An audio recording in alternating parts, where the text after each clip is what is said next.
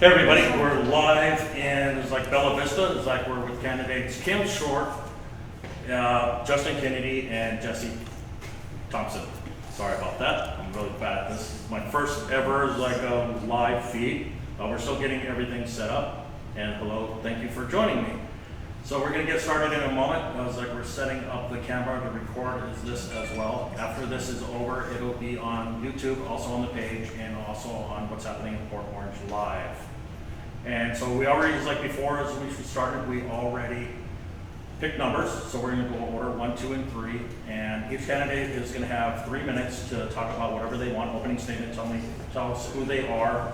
And after that, then we're going to go to the questions. Each one of them have 90 seconds to answer the questions, and everybody get an equal opportunity. After that is over, it's they'll get an additional 3 minutes to talk about whatever they would like to talk about. And I think it's we're ready for the first one. So Kim, is you were first? Yep. So Kim, you were first. Will you tell us a little about yourself and introduce yourself? Okay. Hi, my name is Kim Short, and I'm running for the Volusia County School Board, District 3. I'm going to try to be loud enough. Yeah, loud enough. I have 3 children here that have gone to school in Volusia County Schools since kindergarten. My oldest son graduated in 2020. He's at Florida State University right now, actually home for the summer working construction. My second son just graduated this year, and he's at the University of Florida, started this summer. And my youngest, my baby, is starting high school next year. Just to go back a little bit of history about myself, I went to Florida State University and I got my degree in fashion merchandising and marketing with a minor in computer science. I did my internship at Saks Fifth Avenue, and then I took my very first job with the buying office down in Miami with Burdines. And through my career, toward the end of my career, I was in the moderate sportswear office where I ran a $30 million business with the highest profit margin in Federated. I shifted gears because my husband and I wanted to start a family, and I was traveling about 2 to 3 weeks a month and went to work for my father's demolition company, where I got my license in demolition, non-explosive, for Broward and Palm Beach County. So I'm very familiar with large budgets, and I'm also very familiar with facilities, 2 things that I think are extremely important that you know about as a school board member. When we moved up here to Volusia County, my oldest son was 4, my middle son was 18 months old, and I got involved with the school system when my son started kindergarten, went to my very first PTA meeting, and walked out the vice president of the PTA. Through the years there, most of my time was spent as business partner liaison and as the treasurer. I've also been in those same roles at Creekside Middle School, as well as serving as the school advisory committees for Sweetwater, Creekside, Atlantic High School, Mainland High School, and a number of other committees that I've served on. I've attended every single school board meeting for the past 10 years. I showed up the very first time in 2012 because the one mill had failed, and they were looking to cut art and music to solve that problem in our elementary schools. So I packed up my 3 little boys and went to the first school board meeting ever and said, I'm here and I want to be a voice for all of our families, and I'd like to find some answers so that we don't have to end up cutting that. And that's it. Thank you. Thank you very much, Kim. Justin? No, it's yours second. I'm number 3. Yep, we're in order. Yeah, Okay, we're in order. Justin. Yeah. Hi, my name is Justin Kennedy. I'm also running for School Board District 3, Volusia County. I'm a lifelong Volusia County resident. My family moved here in 1955. Grew up in Edgewater, went to Edgewater Public School, New Smyrna Beach High School, actually Chisholm Center when it was the 7th grade center. I graduated New Smyrna Beach High School in 1988. Then went to Radford University in Southwest Virginia. Made my way back to Florida, where I got into our family business, and sometime in the mid-90s I started my own business, which I still run today. It's a landscaping contracting business. Back in 2006 I got involved with city politics in the city of Edgewater. I was appointed to the Planning and Zoning Board, where I served a number of years. It's a good place to start when you're serving in government roles. Planning and zoning has always got its share of interesting dilemmas. So I learned a lot there. From there, I went on to be elected to the City Council in Edgewater. After I ran my term there, I ran for County Council unsuccessfully. But in the meantime, I too have raised my kids here in Volusia County. I've actually had 5 kids. My 3 oldest boys have all 3 just recently graduated the University of Florida. I still have one at Daytona State. He's actually moving tomorrow to go to Southwest Florida, where he's going to go to Florida Gulf Coast University. And then I still have one in high school. Just dropped her off at New Smyrna Beach High School today. They're doing orientation and schedule pickup and that kind of stuff. So I'm still a very active parent. Been driving through parent pickup for about 20 years, I think now. So it's always a lot of fun. My wife is also a teacher and has been for, I don't know, off and on throughout our 27-year marriage. Took a little time off to raise our kids, but for the last 12 years or so, she's been a teacher at Chisholm Elementary and served various roles in the district. So I have an interesting perspective in that not only as a citizen, as a previous council member, but also I'm married to a teacher, so I see a lot of the day-to-day stuff. Of course, and having all the kids in the school at the various grade levels over the years, it makes you very involved. Going through the years with the kids, I've coached t-ball, I've done flag football, I've served as PTA president at New Smyrna Beach New Smyrna Beach Middle School, of course on the Chisholm PTA all throughout the boys and my daughter's years there as elementary school students.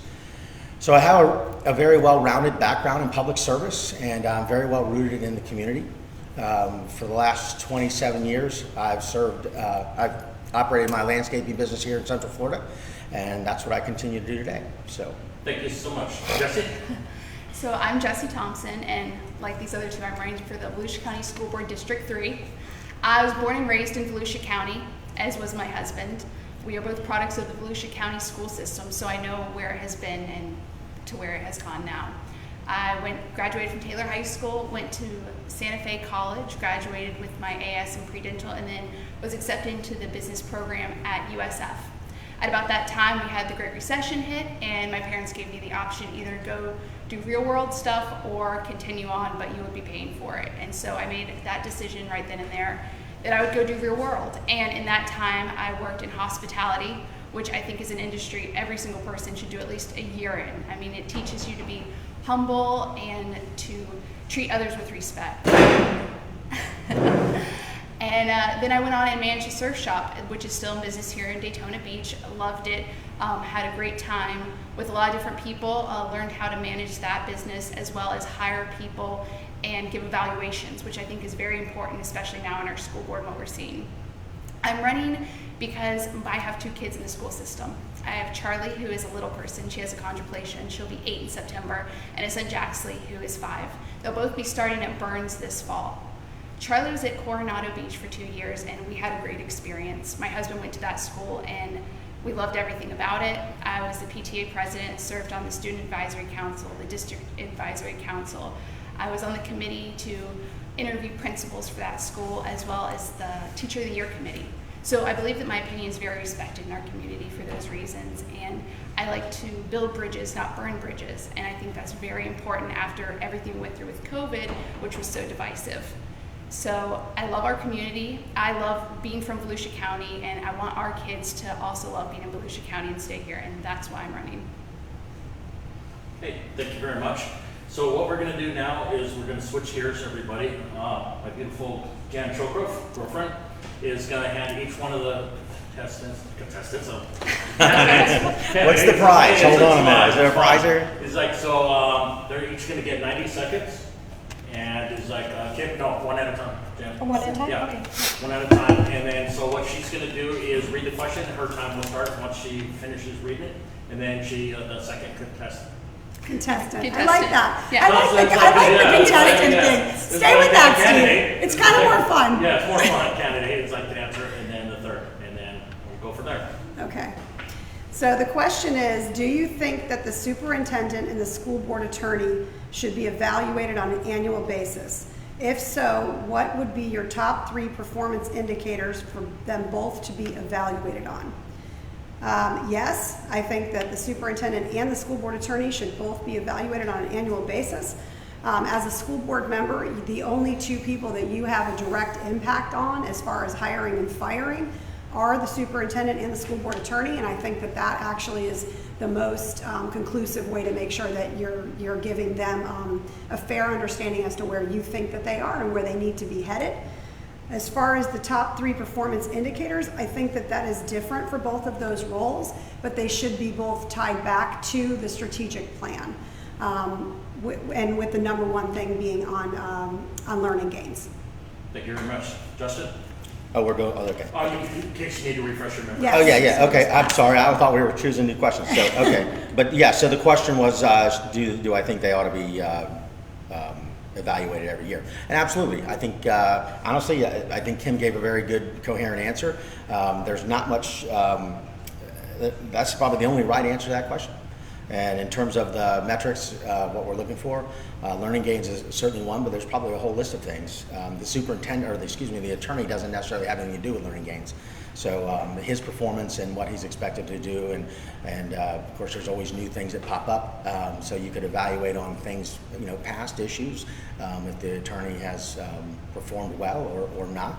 But absolutely. Thank you very much. So yes, absolutely. I believe that the superintendent and the school board attorney should be evaluated, and I'll take it a step further. I think with our last superintendent, we saw such a long strand of no evaluation. There were a million different circumstances for that, but I think we should look at it. We evaluate our students every semester. Why not do these evaluations every semester as well and look at our learning gains and compare to where we are? Same with the attorney. He obviously has different criteria that he needs to meet, but we need everyone to be on the same page and understand why, if we do have to fire someone, it wasn't just a spur-of-the-moment decision. There were different evaluations that led to that. Okay, thank you very much. The next question will go Justin, and then Jen was going to grab that for you. Oh, just stuck in the couch. Yeah. All right, I had the benefit of Ms. Short reading this ultra small font. Would you like me to read it for you, Justin? I got glasses. All those What? things that I'm just markers kidding. are- Okay. We'll put it on the floor. What policies would you initiate to improve student achievement? Okay, that's a good question. The county and the state, they all already have a number of policies in place to measure and to decide on where the achievement goals are set and if they're being met.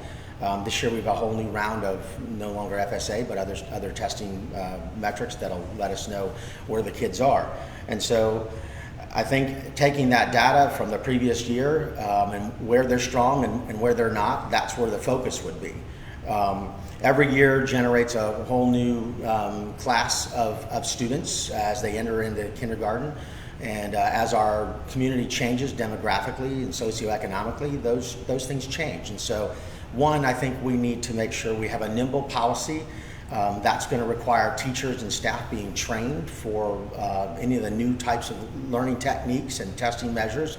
If they change it on the fly and they don't give the teachers and staffs enough time to learn the new processes and new curriculum and whatnot, that can be problematic. And if there's a curve for them to learn how to do that and what the actual program is, then that can get you behind the 8 ball, because you're trying to measure this stuff every year, and your staff is a year or so behind in learning how to do it. So my policy would be to make sure that our training matches the goals and the programs that we're using to get that success and achievement. Thank you. Thank you. So student achievement, I think, is linked pretty heavily to our teachers' achievement. I've spoken to many teachers recently, and they think that the biggest thing they're missing right now is respect. And I think our students, they feel that. And so to improve student achievement, make them feel like they are actually doing something. What I mean by that is every single student learns differently. Every single education system is different. So making sure that students are recognized, whether it is academics, whether it is music, whether it is sports, and making sure that they feel appreciated for those accomplishments, because a lot of time, especially at the middle school level, students really need to feel heard and appreciated. And I think if we work on appreciating our teachers and creating this community and fostering this community of respect and caring, then we're really going to see our students shine to their full potential. Thank you very much. Okay, so the question is, what policies would you initiate to improve student achievement?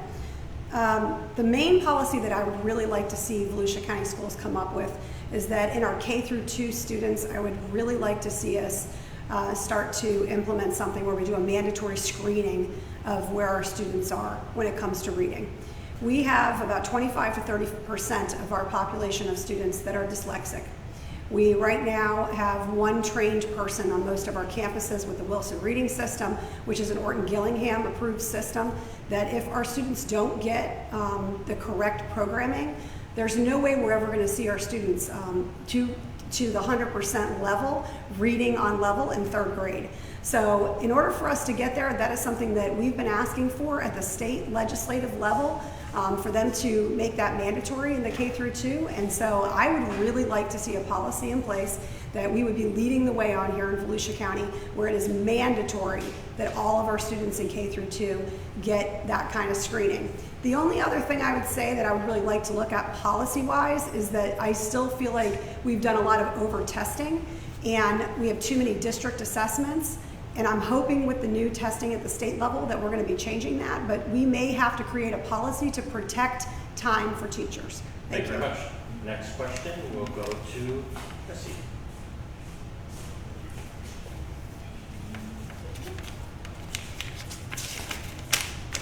Question is there a policy or practice not currently in place in Volusia County schools that you plan to introduce and advocate for? If so, explain.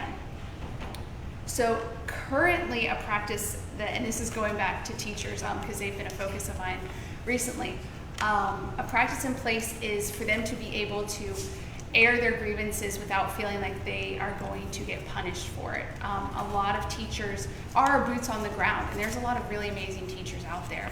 And so I believe that as on the school board, you should be a voice for them, and you should be able to listen to them without feeling like they're going to get punished. So I think we definitely need to put a policy and a practice in place that a school board member will go to all these schools and visit all these schools on a routine basis. You know, we all campaign constantly leading up to this election, and then so many people get in that seat, and then it's all right, you know, they don't go out and they don't visit, and they don't really listen to the people. And I think that's extremely important, especially now when fostering this whole sense of community is paramount. Good. And then, Kim, now.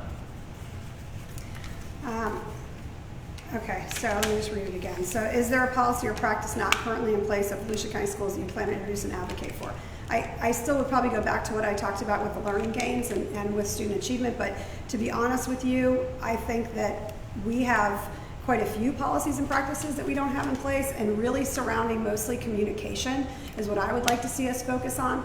I don't feel like our families are always getting all the information that they need, and so I think that we need to go back to that piece of the strategic plan and figure out a way to incorporate more of our families and our teachers in all of our decision making with a specific procedure in place. And you know, that can be in regards to any of the things that are going on. That can be testing, that can be parent engagement. So we really do need to go back and relook at how we're coming up with ways for all of our families and our community to come and be more engaged. Our volunteer numbers right now are half what they were pre-COVID. And so I would really like to find a way to have everybody build back trust again, and I think that that procedure would be something that would help. Thank you very much. I'd like to build a little bit on what Jesse said, because I've kind of been focused on that with my campaign, being my wife being a teacher, and I do have lots of friends and growing up here, and they're teachers and staff members. I think I'd go a little further. The idea that I have would have to actually create an office of retention and recruitment for the staff and teachers. And I don't know how it would be built, probably with appointees from throughout the district from different areas. But this office would have the ability to take comments and complaints or whatever it is. Really, the constructive input is what we really want. The complaints are just open up social media. But the constructive criticism, both from a retention standpoint, we lose a lot of good teachers based on the way they're treated or the way they're perceived the issues are, or the real issues in the county. And we have an investment in these teachers. Let's say you have a teacher that's been there for several years or even longer, and then they just leave. Well, shoot, I mean, I know in my business, if I have somebody that's been with me for a couple of years, I don't want them to just leave. So I'm going to triage it. I'm going to say, hey, what's up? You know, why are you leaving? I want to know, and maybe we can make those changes. But I think if we approach it from that perspective and keep it, make them understand that it is anonymous, or it won't affect them. A lot of them are afraid to speak up. They're afraid to lose their job, or even worse, they're afraid to get blackballed, and then they're not allowed to move up the system. So I think I would probably advocate strongly for that organization to exist. Okay, thank you very much. Next question, we'll go back to Kim. Any mistakes that you guys hear, it's all my fault. That's okay. I think you're doing great. At least we're not all answering the same question round back to back like the last two. Yeah. Okay, the question is, the recent statement to increase starting teacher salary to $47,500 a year has created a major pay compression issue with most of our experienced and tenured teachers. Do you see this as an urgent issue to be resolved? If so, and how would you propose fixing this problem, and where would the funding come from to do so? Yes, I absolutely think that this is an issue that we need to address, and the idea that I have already proposed is that we need to put an RFP, a request for proposal, out to a company, a human capital company, to do a human capital audit on our district, tasking them with finding the money that we need in order to deal with this compression issue. So these companies, what they do is they go in and they do an analysis over the district office to see what it is that our people are doing and where they think that we could probably cut positions. It's about $2.5 million to give a 1% raise. So if you're, obviously depending on what it is that we need to figure out money-wise to start to deal with this issue, I'd love to see more like what Flagler has, which is more similar to what we used to have before with our step system. We need to find the money somewhere, and it needs, in my opinion, it needs to be looked at first in the district offices. Thank you. I don't think any of us would disagree that it's an urgent issue. It's most urgent to those teachers that are living in today's world where the cost of living is super high. So it's great, and I think they're two different things. So the state raised the minimum teacher salary. I think that's a great step. We want that. That was a good thing. So now we have the compression issue with the veteran teachers looking for a similar increase in pay. Where we find the money is complicated, and of course we could bring in an outside firm and take a look at that. That's not a bad idea. There's some expense to that, but if we don't have the district personnel to do it, then the expense may be justified. But I think it's a real problem, and I think it creates additional problems in that the veteran teachers feel unappreciated, and they go looking elsewhere for jobs. And again, going back to my last statement, that's just costing us money, and even more importantly from the district's perspective is that it's eroding morale. And our teachers are a product, and our product are our manufacturers, so to speak. They're making our students better. They're the ones teaching the material. And so we can talk about student achievement, we can talk about all this stuff, but the teachers are where the heart beats. And if they're not happy, if they're not made appreciative, and if they can't afford to live in Volusia County, if they're home, if they're at work teaching and worried about paying their mortgage next month or paying for their kids' braces or all the other stuff that all of us families deal with, they're not going to be effective. And so finding that money is going to be very important. Okay, thank you. Once again, you're right.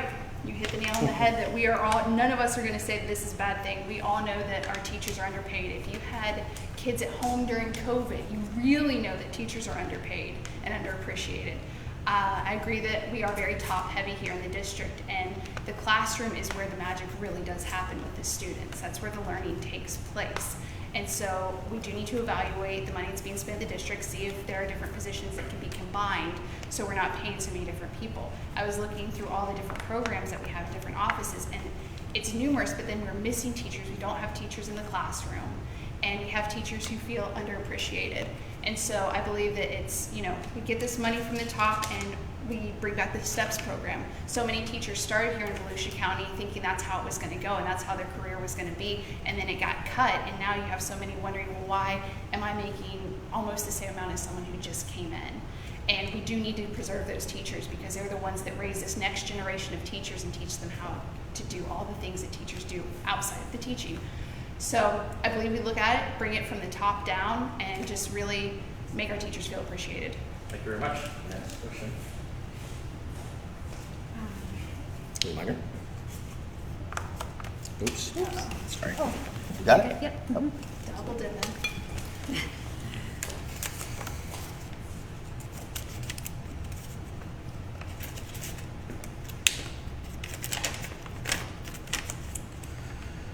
Safety in our schools is a major concern across our nation. How would you currently grade the Volusia County school safety measures and practices? And what, if anything, do you think we should be doing differently that is not currently being done? Another issue that I'm sure that all of us will agree on, that the safety is paramount. Fortunately, we haven't had in Volusia County a major incident. And some of our facilities are older and some of them are newer. And some of the newer facilities are designed very well. They have more of a single point entry. Some of the older ones, not so much. They've been retrofitted and tried, but it does happen where people can get on the campus and create problems that we see nationally. But there is a small part of me that believes that if someone wants to get in and do that stuff, they're going to find a way. So there's solutions down the road that could happen on the state and national level, perhaps. But I think the school board's doing a pretty good job of it. They've recently implemented a safety, department and a head of security. I know my wife as one of those safety people at their school, and they have drills and protocol that's gone through. I think probably having a more mandated practice of it would be helpful. They go through it a couple of times a year, and then it gets put on the back burner to other, top of the mind issues, and they're all top of the mind issues. So I think probably drilling for that. But the other safety part of it that I think is an issue that doesn't really relate to outside interference, it's bullying, and it's having our kids and teachers safe from internal issues. And the bullying does go back to some of the children that do have issues mentally that can strike back out in the community and have the tragedies that we see. So Okay. that's really good. One viewer is like, I'm going to interject. One viewer asked if you guys could speak a little bit louder. Okay. Yes, we can. All right. Thank you. Sorry. Okay, so we're going to try to speak louder, and it's very echoey in here. Yeah. So safety, we all have kids in school. I'm sure we all think about it every single day, the safety of our schools. And I've been endorsed by our sheriff, Mike Chitwood, and we've talked about this at length, like what can we do to protect our schools? Because like Justin said, there's some schools, the playground's only on the other side of a chain link fence. If there's someone who's determined to get it there, sadly, crazy people are out there. Right now, the Sheriff's Department does live action drills over the summer, 5 schools every summer, where they come in, they bring their SWAT, they bring the local police department, and they do the live action drill. So if something terrible were to happen in our schools, what would it look like, and how would we implement, rescuing people and being successful in that mission? And I think that's great. I think live action drills are paramount because our schools are all different. So it's not like where you can go and every single elementary school is the same, and you know the layout, you know where this classroom is. They're different, and you need these live action drills. I think it would be great if through the breaks that we could do and make sure every single school, every single year is done with these live action drills so that they know what they're going into and they're not going in blindfolded. And then I've talked to Sheriff Chitwood about cameras in all of our schools, and Volusia County was 3rd on the list from the state to get cameras in all of our schools that could be accessed in case of an emergency so they could know what was happening in the hallways. So I agree we need to keep our schools safe, and I agree with Justin that bullying is also something that needs to be addressed in our schools because that's where you see some violence. Yes. Okay. So, again, I just want to read it. Safety in our schools is a major concern across our nation. How would you currently grade the Volusia County school safety measures and practices, and what, if anything, you think should be doing differently that's not currently being done? I think that it's very hard to put a total grade on Volusia County schools because every single one of our campuses are different. I do think that we've been in a good place because we have the half-cent sales tax. So we've had quite a bit of money that did help us get where we are with enclosing campuses. One of the things that I think we should be doing differently is speaking to our actual guardians and our police officers that work on our campuses. I have a good relationship with many of them, and they have some concerns about a few of the things that they're asked to do and a few of the campuses that I don't know if they necessarily think that their opinions are valued. And so it kind of goes back to the same thing with our teachers not feeling like their opinions are valued. And the number one thing that I feel like has been going on over the past 10 years is really about changing culture, and we need to change culture. We need to listen to our boots on the ground. We need to look at each campus individually and decide what it is where their weaknesses are and address them. I don't think they're the same. I also think that there are some good ideas out there when it comes to bringing veterans in to our schools, that they're trained to get some more people on campus that are some more security on campus on a volunteer basis. And I've spoken to many of the veteran groups here in the area, and they're very interested in getting involved in that way. So those are a couple of things that I would say we should be working on. Thank you. Thank you very much. Next question, we'll go to Jesse. You guys are doing great. Thank you. I appreciate it. Again, all mistakes are mine.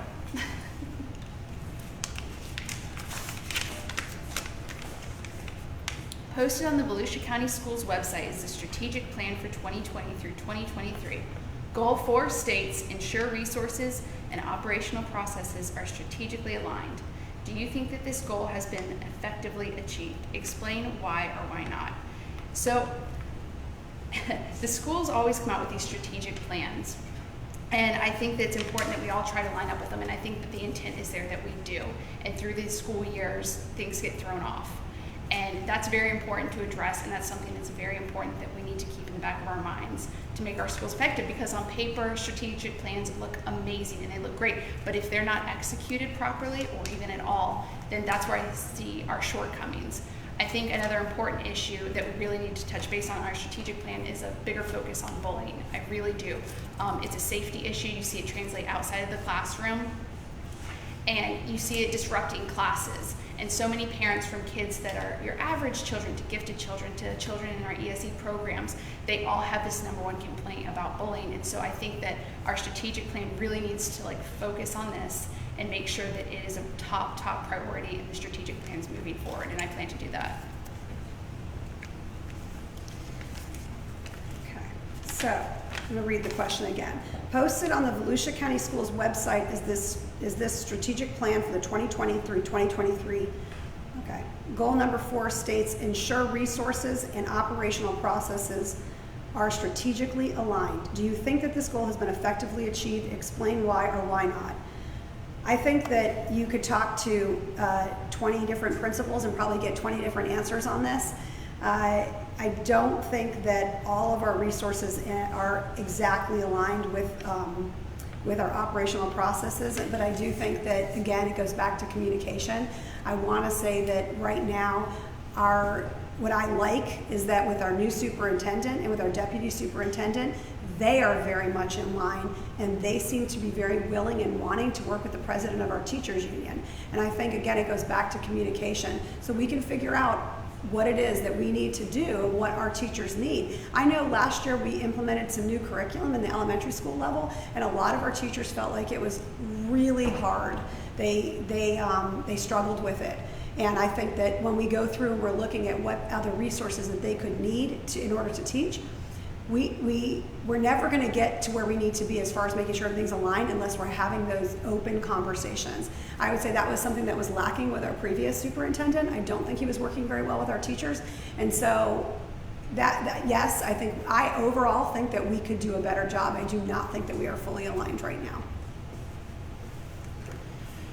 And I think, to follow up on that question, I think that I would combine the two of these ladies' answers in that a strategic plan, like Jesse pointed out, you do tend to drift off it. You've got an entire school year with many things that pop up, and you can plan, to your heart's content, but there's always contingencies that come up every year. And so, at the board meetings, a good check, how does this align with our strategic plan? And not just at the board meeting, but as a council member or a board member, you're going to be speaking to your superintendent on a regular basis. You're going to be speaking to other people in the area that are stakeholders in this program. And so having aligned with a strategic plan requires you to make sure you're checking it. It's just like a budget. You make sure that we're still aligned with it. But I think it does drift, and you have to allow yourself a little bit of leeway. As far as allocating the resources and following the plan, I do think that in the past, for quite some time, there has been a misalignment from the superintendent's office, and those at the very, very top, and those down on the ground. And I think if I was sitting in the office with the new superintendent right now, my urgency with her would be to start off new and get every mid-level department head down the line, everybody on the same page as it relates to the strategic plan, and also as it relates to what she wants as a superintendent, because people tend to blame the superintendent, but you have a lot of people in between them and the teachers that carry some responsibility. Great answer. I think next question goes to Kim.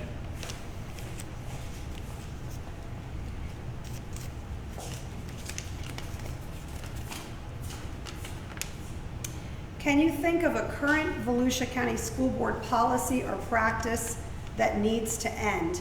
Explain your reasoning. Yes, actually I can. My mother has taught in this county for 15 years, and we were just having a conversation the other day about some of the professional development that's required of our teachers, especially in regards to new teachers. So we've got some people who are not they are new, but they're not technically new because maybe they took some time away and now they're back working for Volusia County Schools. I think we could really relook at the way that we do professional development altogether. And I feel like there's a lot required of some of our teachers, especially our new teachers, where it's just overwhelming and time consuming and not necessarily impactful to what they're doing. And I really think we need to go back and really relook at that, because overwhelming our teachers and making them feel like they have too much to do is something that I think eventually leads to them wanting to leave the profession. So let's not start out that way. The only other thing that I would shift and I would say is that I really think that we need to go back to having a peer mentor program, so that we have the ability for new teachers to have somebody to lean on. And if I could bring back one thing that we used to have, it would be putting back paraprofessionals in all of our kindergarten classrooms like we used to have. So those are some things that I would like to see again. So for me, the one that pops in my mind is the hiring and promoting policy. Maybe not so much new teachers and new hires, because we have this grand need, and so there's an intake process. But as you move up the ranks, move to different schools, and if you were to go on the county website, there's tons of job vacancies. And if you're within the system, as let's say you're a teacher and been there for a number of years, and you've invested in advanced degrees and you've got all the credentials, you're under the impression that the job is posted and that you have a shot at it. But in the reality of it is you could apply for that job, and nobody who applies for that job gets that job. Somebody from another school gets appointed to it with half the credentials that you have. And so as a teacher or a staff member, I'm thinking, gosh, they didn't even take my application, or we all went for the interview, we were told the top 3, and then they just put somebody in that position. And so we're being told that all jobs are posted and everybody has a shot at it, and we want to promote from within, and we're being told that only at the last hour we're promoting people. It has to be one way or the other in most cases, or in every case you have to at least let staff know which way it's going to be, because I know from experience, teachers put their heart and soul in these applications. They go get advanced degrees. They do all these things only to be superseded by somebody with half the credentials, and that erodes morale tremendously. Any other question? All right, let's read it again. Can you think of a current Volusia County School Board policy or practice that needs to end? Explain your reasoning. Right now in Volusia County, and this goes back to speaking to teachers, because as a parent, I've spoken to parents about all these issues for a while, but teachers I really had to dig into. And a practice that we're seeing right now in Volusia County is we are passing through our students through graduation, and we're not giving them the service of the proper education that they need. We are just passing them through because teachers feel like they are not allowed to give students failing grades. And I don't believe we should be failing a truckload of students. That's not what I'm saying. But to graduate a student just to get them through the program and then release them into the world without the education they need. I mean, there are kids right now, we used to hire them that don't have a signature because they didn't learn cursive or can't read properly and can't do basic math. And bless these kids' hearts. I mean, we can't blame it all on them. We can't blame it all on the parents. At some point, you know, there's a system in place where teachers have to pass students through. So I think this is a policy we need to look at. It's great to have high graduation rates. Like, I love it. I know that everyone at the district thinks that's amazing, but we really do have to evaluate the quality of student education that we are turning out into this world, because it'll be better for everyone. Thank you. All right, next question. I think it was your turn, Justin. Oh, great.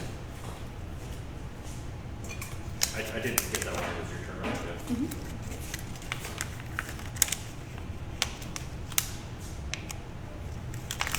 These are like Christmas presents. Okay. Teachers are leaving classrooms due to the disrespect and lack of support for their jobs. How are you going to help enforce and support our teachers with classroom disruption and bullying when the principals do not support them with disciplinary action, removal of classroom suspension, etc.? Well, I think that going back, we've addressed some of these issues already today. We need to have a strong bullying policy, and that would encompass, kids' behaviors in the classroom. We have seen an erosion in that. I can tell you, my wife comes home on a number of times, and a student will just tell her, "I don't have to do what you say." I could have never gotten away with that in elementary school, okay? And I don't doubt anybody in this room. I wouldn't have wanted to. I don't speak to my parents that way. I wouldn't have spoken to a teacher that way. We need to have a strong policy. The district, from the superintendent on down, needs to support teachers. And teachers and principals can't be afraid of taking the referrals. There's always talk of, well, they don't want the referrals because it looks bad, they get assessed on or whatnot. Heck with all that. We're going to do it because it makes better kids. When kids are held accountable for their actions, it makes better students, it makes better community members. So discipline, there's a right way to do it, and I think we need to follow up with that and everybody be on the same page and bring mom and dad in and take care of these issues. My daughter had an issue when bullying at New Smyrna Beach High. Come to find out, the kids' parents were never even notified. They were on a plan, they had the whole process, but there was a shortcoming in that the bullying child's parents weren't even notified. Why? We've been through the whole thing for days and months and weeks. So that needs to change. Yeah, and this is the number one thing I've asked multiple teachers. What is the number one thing that you feel you need most in this job? And it's respect, and it's not just the disrespect they receive or feel they receive from their administration, but it's also the disrespect from the students and the parents, and that does tie back directly to discipline. And there are some troubled youth. I've talked to Sheriff Chitwood about this as well, and you see repeat offenders on this disciplinary action. But then there's also students that I've come in contact where the parents weren't notified or don't believe that their student did anything, and if there's no paper trail of bullying, then they get to high school and they really do start bullying someone. It becomes very serious, and they're, oh, well, this was a one-time offense. So I think you do have to have that paper trail that follows a student, and I do think we need to bring discipline back. Right now there's kids that can throw a desk and leave the classroom, and I know that there are special exemptions from that. I know we had the lawsuit with the DOJ, and that definitely affected the discipline actions that can be taken. But back when I was in school, it was 2006 when I graduated, there was in-school suspension. You did separate kids that couldn't behave, and I think taking them away from their peers definitely makes an impact on them, because if they can't stand around and get that recognition for being that tough guy or that bully, then I think it definitely affects the way they're going to behave in the future. So we do need to take action on that fast. So teachers are leaving the classroom due to disrespect and lack of support for their jobs. Yes, I'm just looking at it one more time just to make sure we covered everything. I think that if you looked at what the president of the teachers union did as far as the survey goes, there absolutely is a correlation as to why teachers are leaving. In this last year, I can tell you from having a mother in the school system and speaking to many of our teachers and also substitute teaching in 14 of our area schools, it is the number one thing that keeps coming up, is that there is a huge lack of respect for anybody who works inside our schools. So this is definitely a big problem. I think that it's not so much about needing to change any of our policies, it's about actually enforcing them. We have a matrix of exactly, what behaviors correlate with what punishments, yet we're not doing it because we have certain principals who are, I think, more afraid of hitting too high of a number. We can't be making our decisions on who gets referrals because we don't want to have too many referrals every single month. We have to look at every single child on a case-by-case basis, and if they're doing something wrong, we need to hold them accountable. We need them to have some kind of a discipline or a consequence. One of the things that I don't believe in that we do here in Volusia County Schools that other districts have actually walked away from is out-of-school suspension, where the students go home and get to play video games, which really only reinforces that behavior. They've gone to what they call suspension centers, and I would really like to see us have some of those, where those students at that level are going to serve their time there. They're not able just to go home. All right, before the next question, I'm going to interject a question to all three of you. You all kind of touched on. It's like school bullying is a very big problem. We all agree, we see it every day on the news. In your opinion, just your opinion, what would you do different is like what versus what is the school doing now? And I guess we'll probably go in the same order. I think you were just like the first one. Yeah, so, and I mean, Kim touched on this briefly. There are punishments, there are consequences. It's just people have to do them, and you have to hold people accountable, the administration, for doing that, because you can't not do it because you don't want to be a school that has this many referrals or this many suspensions. You have to do what's right for the kids, and then that goes back to the same, just passing them through to graduation. You're not doing these kids any favors by encouraging or not punishing these failing behaviors. So we definitely need to stick to it. I think for me, we have a zero tolerance bully plan, and having had a child who went through severe bullying for years to the point where I took him out of school to do virtual school, it puts me in a position where I really understand it on a personal level. It is very disheartening to know that we have policies that people do not enforce. And when it comes to bullying in general, I think that we absolutely have to inform families as to the process, because they're not aware that there is bullying documents that they need to start. Most of the families I talk to have no idea that there's incident reports that you need to fill out. And they also don't understand the differences between what bullying is and what maybe tit for tat is. Because sometimes it's just the two kids don't get along anymore, and one's doing something and the other one's doing the same thing back to them again. So I think it's important to understand the differences, and families need to understand that. So, I have a similar experience with my daughter at New Smyrna Beach High. I actually called the police. That's what got it solved. The New Smyrna Beach Police Department came in and took care of it. And the problem was solved. But this was after months and months of, they have a contract that the students sign. The contract's supposed to go home, and mom and dad are supposed to sign it. Well, we signed our daughter's end of it, but it never got signed on the other end. And it was because of a lack of follow through by the principal, actually, that, in my opinion. The guidance counselor at New Smyrna High, or New Smyrna Beach Middle, they were great. But again, going back to my point where you have, from the top down, everybody has to work together and make sure that we're following these policies. And I think bullying is a social issue. I mean, on one hand, kids are kids, and kids can be mean. They can be. That doesn't make them unusual, but as adults and trained professionals, we need to have, they need to learn from those experiences. So maybe even, at the elementary level in some way, and I'm sure there's data and people that have researched this that know a lot more about it than I do, but perhaps our district should consider a policy where we do have some sort of educational situation with the youngest of kids, because by the time they get into middle school, their hormones are changing, they become different animals. And having raised kids all the way through college, I always said about every 3 to 6 months you have a different kid. And I think if you can start early with them and let them know what it feels like to be bullied, and when you're bullying somebody, and why bully a kid that's different than you. I mean, when you get out into the real world as an adult, we're all different, and we all like different things. So I think educating the young kids and having a firm, congruent policy throughout the district is probably the best we can do, short of kids being kids. Thank you. I know I went off script. It's a good question. So we have It's 2 more important. questions, and I think Jesse's first this one. I always want to call you Vanna. I really do. Ever since you said Contestants. contestants, I'm like, we're on a game show now. Okay. For many years, students have been pushed and pressured to pursue college degrees. Some think that this mindset has led to a local and national shortage in our professional trades. Do you think our schools are doing enough to introduce and promote the professional trades to students?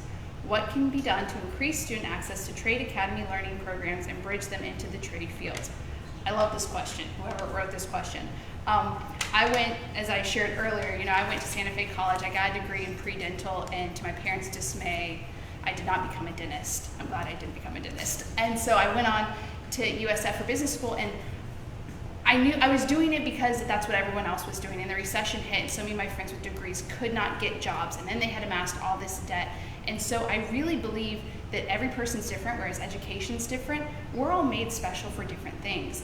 And I love that here in Volusia County, we do have our our CTE programs and our academies where kids have the opportunities to really get hands-on experience in these different fields. I think it's also helping with job shortages that we have because they can graduate from high school and they can go on and they don't have to amass all of this debt and start out life with all of this debt.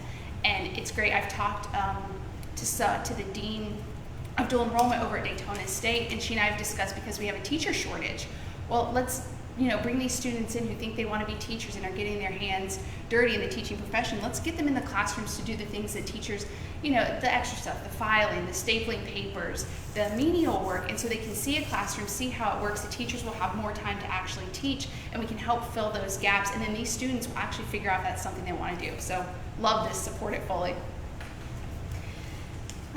So do I think that we're doing enough? I think that we're doing some good stuff as far as our academies go. I do not think that we are going to be where we need to be as far as providing all of our students opportunities to get into all of our academies until we have transportation for all of our students. And what do I mean when I say that? We have an HVAC academy over at Pine Ridge High School, and we don't have that anywhere else in the county. So if you have a student who maybe is interested in that, you can apply, but you can't attend that unless you have transportation. We have an electrician academy that's going to be starting at Mainland and at Taylor Middle High. Again, they're just at those two schools. And if you're at Mainland, you have a real advantage because you can be, there's a welding program that our students do half on campus and half with the welding program right across the street at Daytona State. So every campus has a different feel to it and a different advantage, maybe because of the proximity they have to maybe Daytona State or because of whatever is at that school. But the biggest advantage comes to the students who have transportation. So until we can actually get to a place where we can provide transportation to our students, we're never going to be where I feel like we've reached the end of that rope. As far as what Jesse kind of touched on with the teaching, we do have 5 teaching academies in Volusia County. Actually, our true academy is at New Smyrna Beach High School. The other 4 are considered programs, and we have preschools attached to many of them. And I do think that helps us a little bit with our feeding our teacher shortage. Okay. Well, first of all, I don't think I could answer this question in the 2 minutes, and I want to kind of just go quickly through it. But I put a lot more deeper thought into this because it's something that people are talking about. I work in the trades. Okay, I've worked in the trades my whole life, and after 52 years of working in the trade, my success has been built on being self-employed and being the boss and putting together a business that's viable to support my family. The other opportunity I was given when I was younger was to go to college. I have 2 brothers, they went to college. They both have advanced degrees and do very, very well, a lot better than I do. And I look at the public school and I look at the mission of the public school and I think, what are we supposed to be doing for our kids? We want them to graduate high school with a high school diploma so that they all have an equal shot at what's next. I think trade schools are great, and I think that we definitely need people that are willing and able to work in the trades.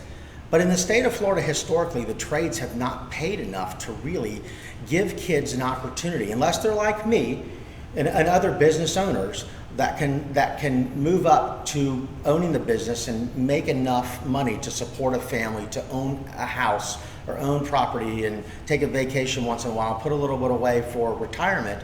The only opportunities really in the state of Florida historically have been lower wage jobs. And so from my perspective, when you talk about, guiding kids into trade schools at the high school level, you're basically saying to them, this would be your path and then the college kids would be that path. Yeah.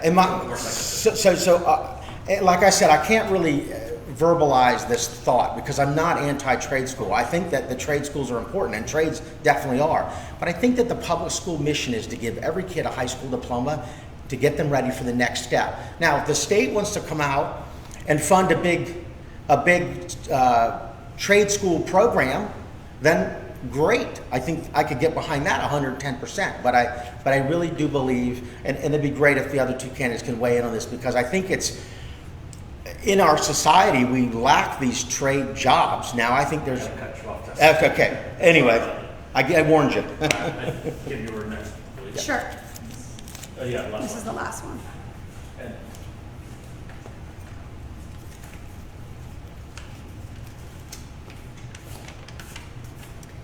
Many of our schools are overcrowded and hundreds of portable classrooms have been added to the athletic fields and open space areas to accommodate more students. This overcrowding also causes a great deal of traffic congestion at schools before or after school hours. What can be done to get more schools built in an expedited manner to accommodate regional growth and prevent more overcrowding in our schools, and how does this get funded? I think a lot of this statement is actually the perception of the community and is actually not true. That actually came from a teacher for clarification for people who are watching. So we have certain campuses that absolutely have too many portables on them and are overcrowded. Spruce Creek High School, I want to say the last time I looked, a third of their what they call them student stations, are actually put into are with the portables, which I think there's about 45 or 50 of them there on that campus right now. Every campus is very different. I will tell you one thing that we desperately need and have not had since Sarah Lee Morrissey was our director of planning, and she retired back during, I want to say it was 2020. We have not had a comprehensive look as to where our schools are with a population and where we think they're headed. And just having attended different things as a part of the different chambers, we know that our population, we sit at about 560,000 people here in Volusia County, that we should be at about 690,000 by the year 2050. And our school system has not done any kind of a look at, are those retirees? Are we gonna see a growth in certain areas, which we think in, like, let's say Edgewater, for example? Are students attached to that? What does that look like? I think in order to really answer this, we need to get that comprehensive presentation done for us. Okay, thank you. I'm gonna reread the question because I think I know it's kind a of a little more word question. It details actually in came there. from a high school teacher. Yeah, do you know what school she was in or he was No, I in? don't. Because I kind of, I live in that area and I see the schools and some do have portables and there are a few that do have them. They're the older schools like Spruce Creek High that are on the target for replacement at some point. Spruce Creek High is high on the list. Many of our schools are overcrowded and hundreds of portables and classrooms have been added. And I would say hundreds maybe district-wide, but not at each school. Like Kim said, the visual of this question seems like we have, Quonset huts everywhere. Have added to the athletic fields, open space areas, accommodating more students. Yep. Overcrowding also causes a great deal of traffic congestion at schools before and after school hours. What can be done to get the new schools built in an expedited manner, accommodate regional growth, and prevent more overcrowding? Well, certainly planning does. How does it get funded? So the half-cent sales tax is something we've had in Volusia for a number of years, and they've renewed it. I served on the half-cent sales tax committee last time, and it's a good way to fund our schools. Visitors here pitch in when they buy stuff, so the half-cent doesn't come entirely out of our pocket, so that's a creative way of doing it. The other big one is impact fees. By the end of the year, I believe the district is going to have a big review of impact fees. So dating back a number of years, after the big boom, the boom and bust of the building market back in 08, 07, impact fees were drastically reduced. There was a lawsuit from the building association with the county, and they made a settlement to where impact fees are lower. But if you've got people moving in, the only way to generate funding quickly is to increase impact fees. I mean, imagine all your relatives from up north come live in your house. You say that's great, but you need a new wing, you've got to pay for it. You're welcome to stay, but it's going to be on your dime. So impact fees and taxation is the only other way. Yeah, and I think we do see a lot of this. I mean, obviously not hundreds at each school, but in District 3 where we are all running for. I mean, we have New Smyrna Beach High School and New Smyrna Beach Middle School, and you have New Smyrna, which is continuing to grow. We have Edgewater, it's continuing to grow, and Oak Hill, that's continuing to grow. And I mean, NASA's expanding manufacturing jobs out that way, and it's great. It's great to create jobs, it's great to bring new families to the area, but at the same time, we have to look at, are these families with children and where are we going to put them? On the 5-year plan, there's nothing for those high school and middle schools, and I think it would be great to have another high school or middle school out there to help alleviate every single child going there, because it does jam up traffic too. So we really do need to look at where our students are going, what students we expect to come in, and then we need to reach out to our community. The half-cent sales tax is a great thing. It's great for funding. We'll always need more, and I think we can also utilize blueprints. Here in Volusia County, we create new schools all the time, and some of them are gorgeous and beautiful and have murals that are amazing. But there's a county in Georgia that for every single elementary school there's a blueprint, for every single middle school there's a blueprint, for every single high school there's a blueprint. So you're not having to reinvent the wheel every single time. So I think that's definitely something that we can look at to save on costs, but also reaching out into our multiple business community members and seeing how they can help, because I know many of them want the same things that we all do, is better for our children. Okay, that was all of the questions, but if you guys don't mind, I have 2 questions that some viewers wanted to know. If you had a magic wand, what would you change in the school district right now? That's kind of a broad question. I can answer that. I would like to see all of our classrooms fully staffed with certified teachers. There's nothing more important to a child receiving a quality, world-class education than who's standing in front of them, and not having all of our teacher jobs filled on day one is a massive problem. So if I had a magic wand, we would make sure that all of our classrooms have a teacher in front of them. I agree with that, and I would add paraprofessionals as well where they're appropriate. And if I had a magic wand as a parent driving through parent pickup for the last 20 years, I'd change that traffic pattern. I don't know how you do it, but magic wand, there's my magic question. Yeah, so this is magic wand, so this is just whatever. If I had a magic wand in Volusia County schools, I would make it so that every child could receive the education that's best for them, because you have 18 kids in an elementary classroom, and every single one is learning at a different pace and a different rate, and God bless our teachers. There's just so much they need to do. So magic wand, the teacher teaches and is able to get to every single student individually to meet their needs. All right, the last question is, what charity work have you done outside of running for candidate before you became a candidate? So I guess I'll clarify the question, it looks like. So what charities have you volunteered your time at before you decided to run? Do you want me to go first? Sure, yeah, we can. Okay. I serve on a board called Simon's Angels. We raise money for pediatric transplant patients and their families. I've been serving on that board for about 10 years. I've also worked with the Boys and Girls Club in periods of time. I've worked with Girl Scouts. I've worked with PTA at both the school and the county level. And I'm trying to think what other nonprofits. Pretty much any nonprofits in Volusia County that you could pretty much come up with, at some point I've probably fundraised for them. That has been something that I've been actively engaged into at all levels. So. Okay. So back in 2009, when I was on the city council, we were on the heels of the Great Depression, and we had a comprehensive economic study done in the city of Edgewater. And one of the things we found in Edgewater was one of the lowest secondary degree city in Volusia County. So I just had a daughter at the time, and I thought, how can we raise the awareness of this, and how can we give kids from Edgewater a shot at college, and it would pay for trade schools. There's any type of post-high school education.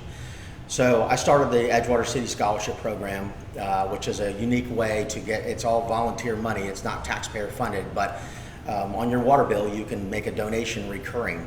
And so if everybody, for example, there's 10,000 water accounts in Edgewater. If everybody gave, $1 a month, that would be $10,000 a month. That would be significant, $1 a month. Of course, we can't get that out of people because that's 100% saturation is very difficult.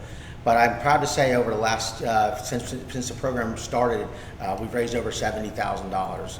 And while I was on the council, I was heavily involved with that. That was my idea, and pushed it through. Of course, lots of other people helped as well. So what's nice about it is it does run on its own now. We have a Princess Ball every year, and you always have a new group of kindergartners and young children that go through it. So it's a never-ending cycle of people coming through that program. In addition to that, my family, we've taken in high school students that find themselves homeless. We've taken in a number over the years. We get them through school. I bought them cars. We do that on a private level. It's not something that we advertise, but you asked, so I'm telling you some of the outreach that we do. And like Kim said, anybody that hits me up for a donation for any type of school-based, especially since we've had the kids in the family, every little league, every PTA, everybody, always happy to help and always will be. So I grew up in Seville, Florida, which is a very low-income area, and so my mom raised me, my brother and I. My brother's now, I will be louder. My brother's now a world-class PE teacher over in DeLand, but we grew up over the summer. We would volunteer all of our time with these low-income students to give them a summer camp and a real summer experience because their parents could not be there. And I love a lot of the initiatives that go through that, and I would love to see more of that in our low-income areas. Also, I'm going to give a shout out because I've been helping them. It's been, since being in the campaign, but we have the Oopsie Project, and I know Kim has helped out as well. It's a great Gina's amazing at that. Yeah, absolutely amazing. I love this project so much, and I reached out to her because I saw through elementary school, later elementary school, middle school, and high school, so many females that could not afford these products that we all need monthly. And I think it's an absolutely amazing initiative, and I love it, and we'll continue doing that regardless of how this election goes. Also, we don't have a name, but there is a large group of moms who I would also like to shout out with.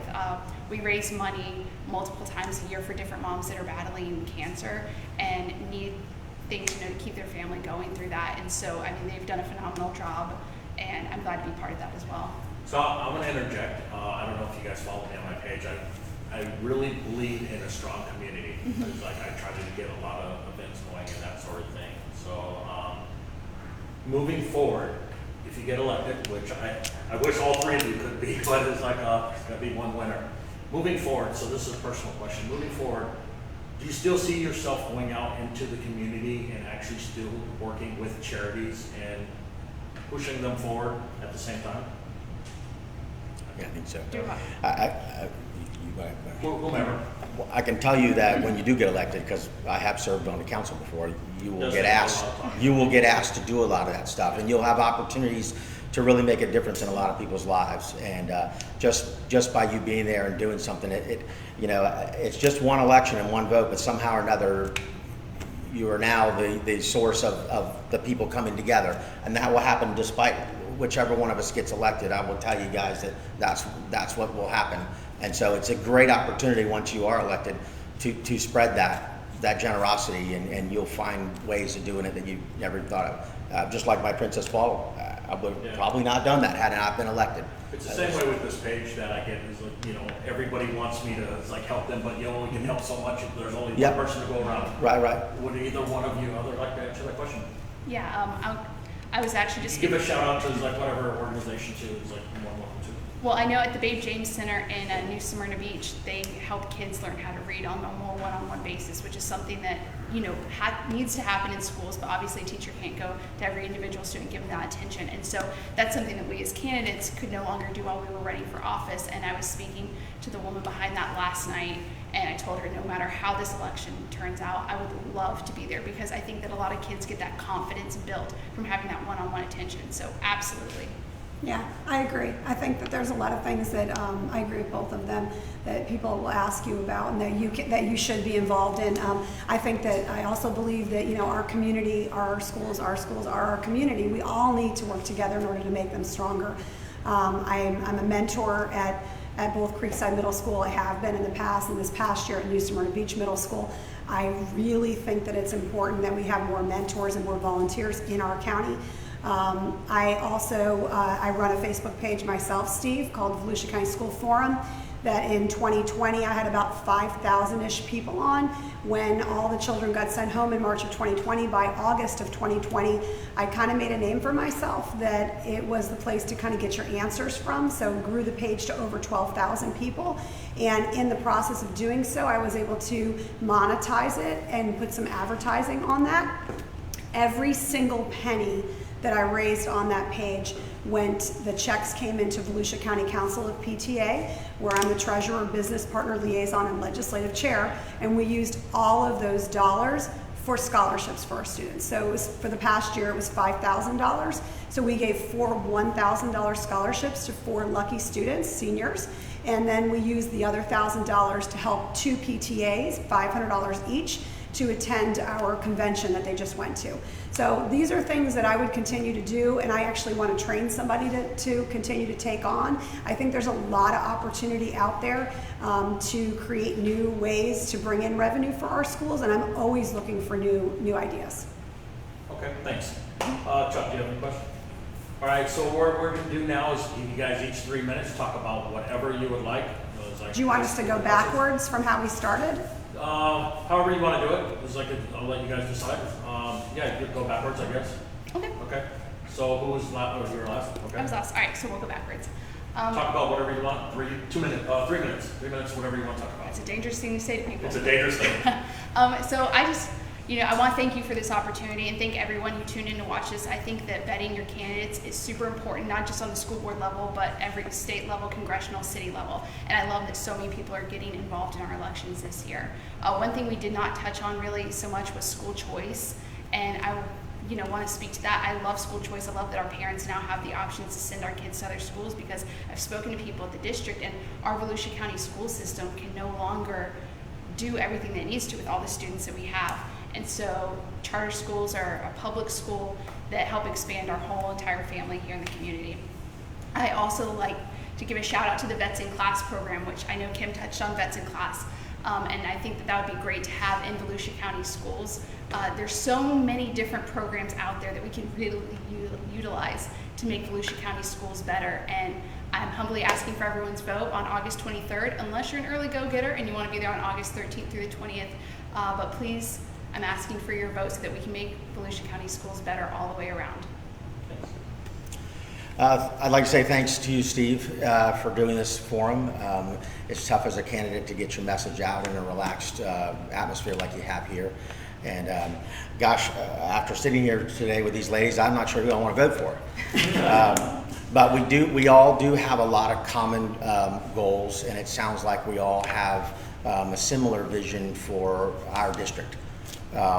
What sets us apart is how we go about achieving that, and how we work on the board to bring the community together, to bring the board together, to make our district a place where our teachers feel welcomed, appreciated, and that they can be the best teacher they can be, so that they can teach our students and our students can be the best students that they can be. For me, I look at my experience that dates, way back into the early 2000s on the Edgewater Planning and Zoning Board. I started that journey. I had some issues with the city of Edgewater that I wanted to change, and so I started that journey all the way through council, and I was very successful in making those changes. It's because I reach out to other people, I give them time to think about it, I'm a consensus builder, and I'm patient. And I treat everybody with respect and dignity, and I think that's how things get done. And I would love to see our district grow in that arena, all the way, from the superintendent all the way down to everybody at the staff. And if you were to elect me on council, that's the way I would,